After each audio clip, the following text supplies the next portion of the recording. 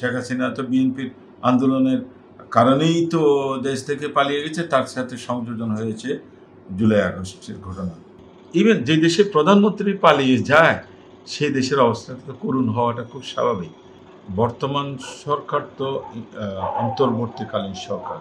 ধরেন এই সরকার হ্যান্ডসগুলো police department বলেন, র্যাব বলেন, আনসার বলেন বা অন্য অন্য সংস্থাগুলি বলেন, সরকারের বিভিন্ন জায়গায় ইভেন যে দেশে প্রধানমন্ত্রী পালিয়ে যায় সেই দেশের অবস্থা তো করুণ হওয়াটা খুব স্বাভাবিক। ব্যাংক ব্যবস্থাপনা বলেন, লুট করে সব টাকা নিয়ে গেছে শেখ হাসিনা। সুতরাং এই লুটেরাদের থেকে দেশকে রক্ষা করে আবার এটাকে দাঁড় করানো সহজ কাজ না, এবং পরবর্তী পর্যায়ে নির্বাচিত হয়ে যারা আসবেন তাদের জন্য আরও কঠিন হবে। কারণ দেশের অর্থনীতি, দেশের মানুষের শেখ হাসিনার 16 বছরের শাসনে মানুষগুলোকে যে মানসিকতা সৃষ্টি করে দিয়ে গেছে, এইগুলিকে ওয়াশ আউট করে মানুষগুলোকে সৎ মানুষ, ভালো মানুষ এবং সমাজে সুন্দর ন্যায় বিচার প্রতিষ্ঠা করা একটা কঠিন ব্যাপার।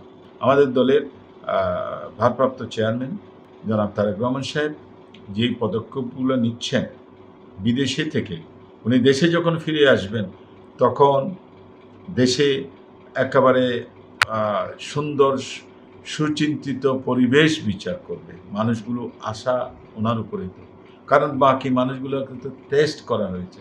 আওয়ামী লীগের একটা ভালো লোক, আমি বলবো না সব খারাপ, নেতৃত্বে একটা ভালো লোক ছিল না, কেউ কোনো দিন মানুষের পক্ষ হয়ে কথা বলে।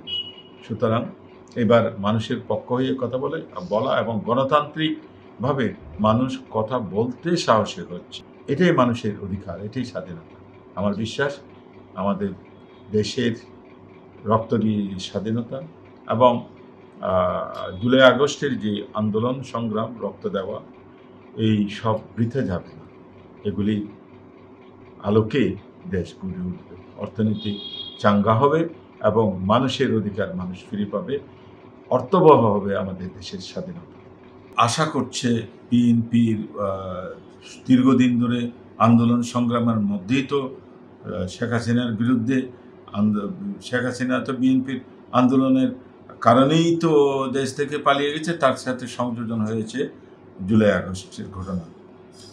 আমি মনে করি দেশের মানুষ চাচ্ছে যে বিএনপি কিভাবে দেশ শাসন করে, বিএনপি কাদেরকে নমিনেশন দেয়, বিএনপি দেশের শিক্ষা ব্যবস্থাকে কীরকম করে, বিএনপি স্বাস্থ্য ব্যবস্থাকে কীরকম করে, এই জিনিসগুলো দেশের মানুষ ভাবছে বিএনপির করণীয়কে, এবং এই বিষয়ে কিন্তু 31 দফা বিএনপি দেশের মানুষের কাছে উপস্থাপন করেছেন।